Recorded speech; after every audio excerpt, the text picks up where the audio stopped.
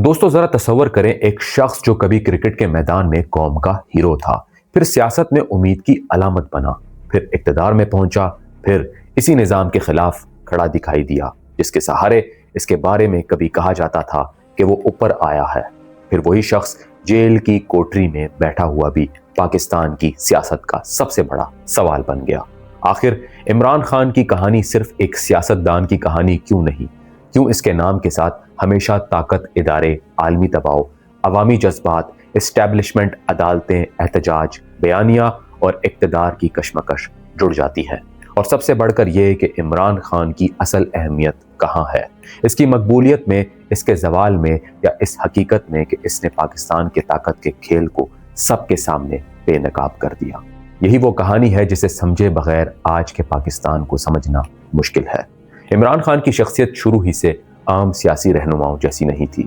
लाहौर में पैदा होने वाला यह शख्स पहले आलमी शोहरत याफ्ता क्रिकेटर बना, फिर 1992 के आलमी कप में पाकिस्तान को फतह दिलाई, और यूं वो सिर्फ एक खिलाड़ी नहीं रहा बल्कि कौमी फख्र की अलामत बन गया। बाद में शौकत खानम अस्पताल और नमल यूनिवर्सिटी जैसे मंसूबों ने इसकी अवामी शनाख्त को मजीद मजबूत कर दिया। लेकिन असल मोड़ तब आया जब इसने सियासत में कदम रखा। इसने पाकिस्तान तहरीक इंसाफ की बुनियाद 1996 में रखी, ऐसे वक्त में जब मुल्क में पहले ही मजबूत सियासी खानदान और ताकतवर जमातें मौजूद थी। इब्तदाई बरसों में इसे कामयाबी कम मिली, मगर इसने खुद को बदइनमानी मुखालिफ, अशराफिया मुखालिफ और एक नई सियासत के दाई तौर पर पेश किया। यही वो बीज था जो बाद में एक बड़ी सियासी कुव्वत में बदल गया। इमरान खान की सियासत की असल ताकत इसकी तकरीरों से ज्यादा इसके बयानिए में थी। वो सिर्फ वोट नहीं मांगता था, वो एक एहसास को मुखातिब करता था। वो ये कहता था कि पाकिस्तान पर चंद खानदान, चंद ताकतवर हलके और एक पोसीदा निज़ाम काबिज हैं। वो नौजवानों से बात करता था, मतऊस तबके से बात करता था, बैरून मुल्क पाकिस्तानियों से बात करता था, और इन्हें यह यकीन दिलाता था कि सियासत सिर्फ खानदानी विरासत नहीं होनी चाहिए। 2011 के लाहौर जलसे ने पहली बार वाज़िया किया कि इमरान खान अब सिर्फ एक साबिक क्रिकेटर नहीं रहा बल्कि एक संजीदा सियासी ताकत बन चुका है। यही वो मरला था जब इसका नाम पाकिस्तानी सियासत के मरकजी धारे में पूरी शिद्दत से दाखिल हुआ। लेकिन इसी लम्हे से एक दूसरा सवाल भी जन्म लेने लगा। क्या ये उरूज सिर्फ अवामी जोश से आया, या इसके पीछे ताकत के बड़े हलकों की खामोश दिलचस्पी भी मौजूद थी? ये सवाल बाद के बरसों में बार बार उठा और कभी मुकम्मल तौर पर ख़त्म न हुआ।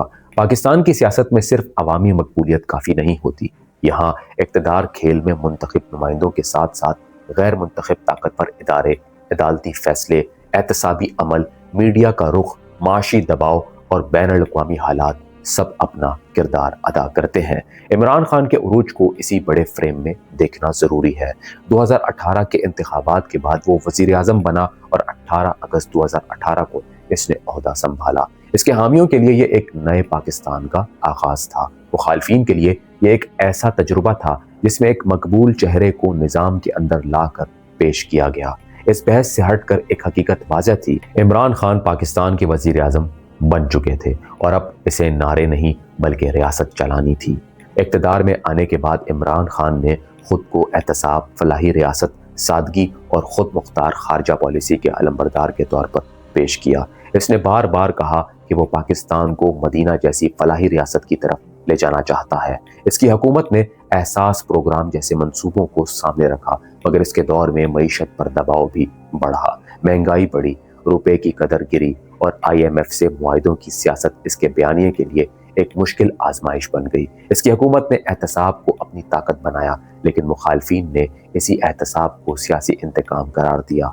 यूं इमरान खान बतौर वज़ीर आज़म एक ऐसी पोजीशन में आ गया जहां वो बैक वक्त उम्मीद की अलामत भी था और शदीद तनकीद का निशाना भी। इसकी हुकूमत के इब्तदाई बरसों में यह तासुर मजबूत था कि इसके ताल्लुकात ताकतवर अस्करी हलकों के साथ साजगार हैं। पाकिस्तान की सियासी तारीख में यह मामला हमेशा हसास रहा है, क्योंकि मुल्क में सिविल और अस्करी ताकत के ताल्लुकात ने बारहा हुकूमतों के अरूज व ज़वाल में किरदार अदा किया है। इमरान खान की हुकूमत के दौरान इब्तिदा में इसे एक निस्बतन हम आहंग दौर समझा गया, लेकिन वक्त के साथ यही रिश्ता तनाव का शिकार होने लगा। खास तौर पर तकरीरों, इख्तियारात और सियासी सिमत के सवालात ने फासला पैदा किया। बाद के वाक़यात ने यह वाज़िया किया कि जो सियासी सफ़र कभी ताकत के तवाज़ुन के साथ चलता हुआ दिखाई देता था, वो अब کشمکش میں تبدیل ہو رہا ہے۔ یہی وہ موڑ تھا جہاں عمران خان ایک روایتی حکمران سے بدل کر ایک ایسے سیاسی کردار میں ڈھلنے لگا جو اپنے ہی نظام سے ٹکرانے لگا تھا۔ 2022 اس کہانی کا فیصلہ کن سال تھا۔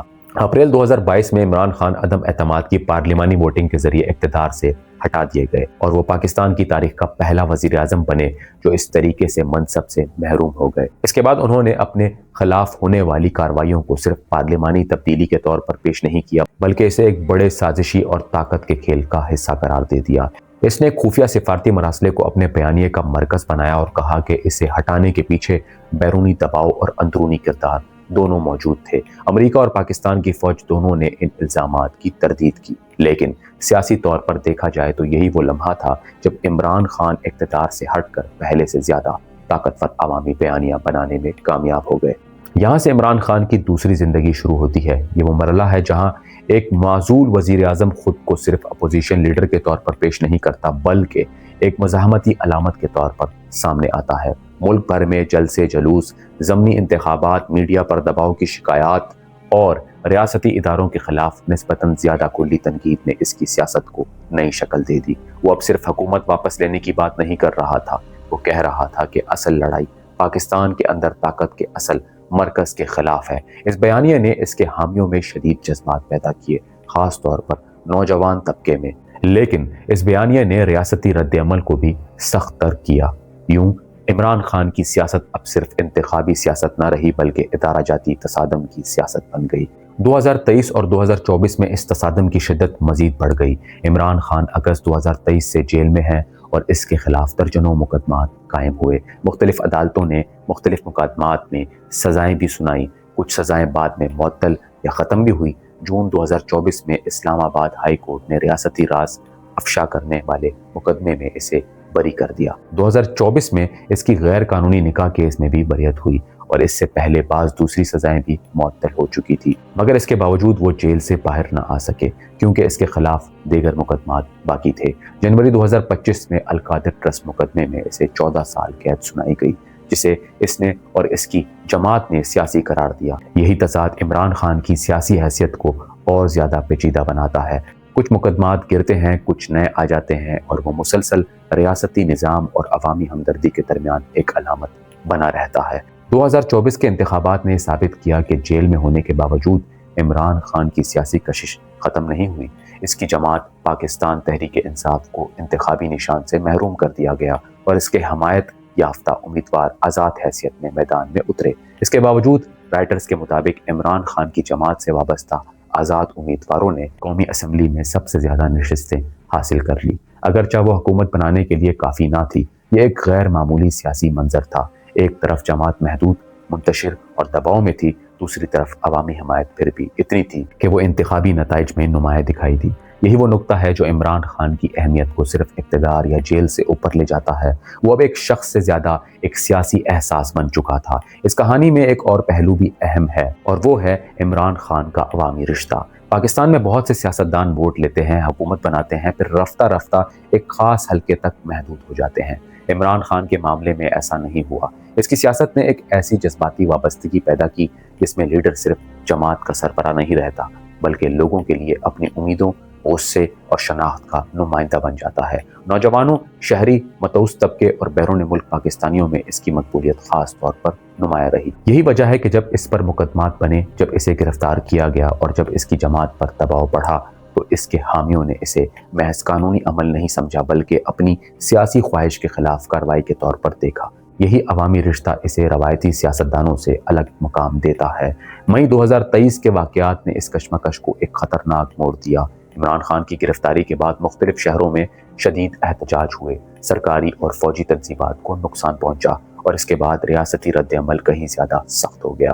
بڑی تعداد میں کارکن گرفتار ہوئے، کئی رہنماؤں نے جماعت سے علیحدگی اختیار کی اور تحریک انصاف پر دباؤ کھل کر نظر آنے لگا۔ ناقدین نے کہا کہ یہ انتشار عمران خان کے جارحانہ بیانیے کا نتیجہ تھا، جبکہ اس کے حامیوں نے کہا کہ یہ رد عمل اسی لیے پیدا ہوا کیونکہ سیاسی راستے بند کیے جا رہے تھے۔ حقیقت یہ ہے کہ ان واقعات نے عمران خان اور ریاست کے درمیان موجود خلیج کو ناقابل تردید بنا دیا۔ یہاں عدالتوں کا کردار بھی بہت اہم ہے۔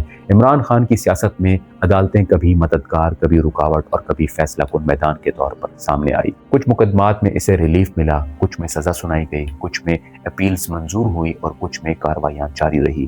اس سے پاکستان کے قانونی اور سیاسی نظام کا ایک پیچیدہ چہرہ سامنے آتا ہے، جہاں عدالت صرف قانون کی جگہ نہیں رہتی بلکہ سیاسی استحکام، ادارہ جاتی توازن اور عوامی تاثر کا حصہ بھی بن جاتی ہے۔ اس کے حامی اسے عدالتی ناانصافی کی مثال کہتے ہیں، مخالفین کہتے ہیں کہ وہ احتساب سے بالا تر رہنا چاہتا ہے، مگر ایک بات طے ہے، اس کی سیاست نے عدلیہ کو بھی طاقت کے ایسی کھیل کا لازمی حصہ بنا دیا۔ پھر سوال اٹھتا ہے کہ عمران خان اتنا اہم کیوں بن گیا؟ صرف اس لیے نہیں کہ وہ وزیر اعظم رہا، اور نہ صرف اس لیے کہ وہ کرکٹ کا ہیرو تھا۔ اس کی اصل اہمیت اس لیے بنی کیونکہ اس نے پاکستان میں اختیار کے روایتی ڈھانچے کو براہ راست چیلنج کرنے کی کوشش کی، یا کم از کم اس کا تاثر پیدا کیا۔ اس نے اپنے حامیوں کو یہ یقین دلایا کہ اصل مسئلہ صرف ایک پارٹی یا ایک حکومت نہیں، بلکہ ایک ایسا طاقت کا نظام ہے جو الیکشن، پارلیمان، حکومت اور عدالت سب پر اثر انداز ہوتا ہے، چاہے کوئی اس دعوے سے متفق ہو یا نہ ہو۔ لیکن اس نے سیاسی گفتگو کا رخ بدل دیا۔ اب بحث صرف جماعتوں کے مقابلے کی نہیں رہی، بلکہ اصل اختیار کے مرکز کی ہو گئی۔ یہ بھی سچ ہے کہ عمران خان کے بیانیے میں تضادات موجود ہیں۔ جب وہ اقتدار میں تھا تو اس پر یہ الزام لگتا رہا کہ اسے بھی اسی نظام کی حمایت حاصل ہے جسے اب وہ تنقید کا نشانہ بناتا ہے۔ اسی لیے بعض تجزیہ کار اسے مکمل انقلابی نہیں بلکہ نظام کے اندر ابھرنے والی ایک ایسی شخصیت سمجھتے ہیں جو اس وقت مزاحمت کی علامت بنی جب طاقت کا توازن اس کے خلاف ہو گیا۔ لیکن سیاست میں اکثر یہی ہوتا ہے، شخصیات اپنے تجربات کے ساتھ بدلتی ہیں اور بعض اوقات اقتدار سے باہر ہونے کے بعد اپنی اصل سیاسی شکل اختیار کرتی ہیں۔ عمران خان کے ساتھ بھی کچھ ایسا ہی دکھائی دیتا ہے۔ اس ساری صورتحال کا پاکستان کے نظام پر بھی گہرا اثر پڑا ہے۔ 2024 کے انتخابات نے دکھایا کہ عمران خان کو سیاسی منظر سے مکمل طور پر نکال دینا آسان نہیں، مگر اس نے یہ بھی ثابت کیا کہ پاکستان میں اقتدار صرف مقبولیت سے نہیں ملتا، ادارہ جاتی قبولیت، سیاسی اتحاد، عدالتی راستے اور ریاستی ماحول بھی اتنے ہی اہم ہوتے ہیں۔ شاید یہی وجہ ہے کہ عمران خان کی کہانی ایک فرد کی نہیں، پورے نظام کی کہانی بن چکی ہے، اور یہی سوال اسے آج زندہ رکھتا ہے۔ اگر ایک شخص جیل میں بیٹھ کر ملک کی سیاسی بحث ہو تو اصل طاقت کس کے پاس ہے اور اصل کمزوری کس کی؟ لیکن عمران خان کی کہانی کو صرف مظلومیت کی کہانی بنا دینا بھی درست نہیں ہوگا۔ اس کی حکومت کے دور میں بھی کئی سوالات اٹھے۔ مخالفین کہتے ہیں کہ اس نے احتساب کے نام پر سیاسی مخالفین کو نشانہ بنایا، معیشت کو سنبھالنے میں کامیاب نہ ہوا اور ادارہ جاتی ہم آہنگی کے سہارے اقتدار میں آیا۔ کچھ ناقدین یہ بھی کہتے ہیں کہ جب طاقت اس کے ساتھ تھی تو وہ اسی نظام کا حصہ تھا، لیکن جب طاقت الگ ہوئی تو اس نے اسے پاور گیم کہہ دیا۔ یہ تنقید اپنی جگہ موجود ہے اور ایک ذمہ دار تجزیے میں اسے نظر انداز نہیں کیا جا سکتا، مگر اسی کے ساتھ یہ بھی حقیقت ہے کہ عمران خان کے خلاف بعد کی کارروائیوں کی شدت، اس کی جماعت پر دباؤ، میڈیا اور انتخابی میدان میں اس کے لیے پیدا کی گئی رکاوٹوں نے اس بحث کو اور گہرا کیا کہ پاکستان میں اصل طاقت کا مرکز کہاں ہے۔ عمران خان کی عالمی اہمیت بھی کم نہیں۔ مغربی میڈیا نے اسے ایک ایسے رہنما کے طور پر دکھایا جو پہلے لبرل طبقوں کے لیے ایک جدید، تعلیم یافتہ اور عالمی چہرہ تھا، پھر ایک مذہبی اور قومی خود مختاری کے بیانیے کا علمبردار بن گیا۔ روس کے دورے سے لے کر امریکی تعلقات، افغانستان کی صورتحال، چین کے ساتھ تعلقات اور پاکستان کی خارجہ پالیسی میں خود مختاری کے بیانات تک، عمران خان نے اپنے آپ کو ایک ایسے لیڈر کے طور پر پیش کیا جو بیرونی دباؤ کے آگے جھکنے کو تیار نہیں۔ اس دعوے پر اختلاف ہو سکتا ہے، مگر اس بات سے انکار مشکل ہے کہ اس نے پاکستان کی داخلی سیاست کو عالمی جغرافیائی سیاست کے ساتھ جوڑ دیا۔ یہی وجہ ہے کہ اس کی برطرفی کے بعد سائفر یا مراسلے کا معاملہ محض سفارتی بحث نہ رہا بلکہ عوامی جذبات کا حصہ بن گیا۔ پاکستان کی تاریخ میں کئی وزیر اعظم آئے اور کئی گئے، مگر بہت کم ایسے ہوئے جن کی سیاست نے عوام، اداروں، عدلیہ، میڈیا، عملی تعلقات اور سڑک کی قوت کو ایک ساتھ اس حد تک متحرک کیا ہو۔ عمران خان کا اصل ویژن شاید اسی میں ہے۔ وہ اس سوال کا نام بن گیا ہے کہ پاکستان میں فیصلہ کون کرتا ہے، ووٹ، پارلیمان، عدالت، اسٹیبلشمنٹ یا ان سب کے درمیان چلنے والا کوئی پیچیدہ توازن۔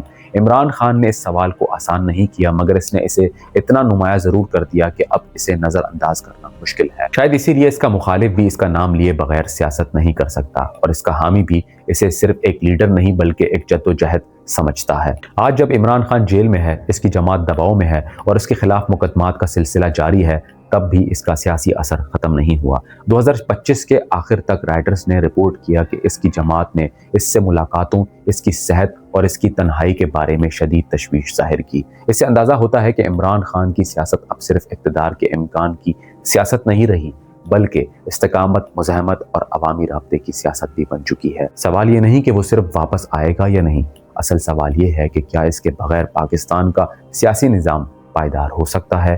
اور اگر ایک شخص جیل میں بیٹھ کر بھی سب سے بڑا سیاسی حوالہ بنا رہتا ہے تو کیا یہ اس شخص کی طاقت ہے یا اس نظام کی کمزوری؟ شاید عمران خان کی کہانی کا اصل راز یہی ہے۔ یہ صرف ایک آدمی کے عروج و زوال کی کہانی نہیں، بلکہ ایک ایسے ملک کی کہانی ہے جہاں اقتدار کا کھیل ہمیشہ سامنے کم اور پردے کے پیچھے زیادہ کھیلا جاتا رہا ہے، اور جب کوئی ایک چہرہ اس پردے کو ہلانا شروع کر دیتا ہے تو پھر لڑائی صرف حکومت کی نہیں رہتی، پورے نظام کی ہو جاتی ہے۔ یہی وجہ ہے کہ عمران خان کی کہانی ابھی ختم نہیں ہوئی، شاید اس لیے کہ پاکستان کا پاور گیم ابھی ختم نہیں ہوا۔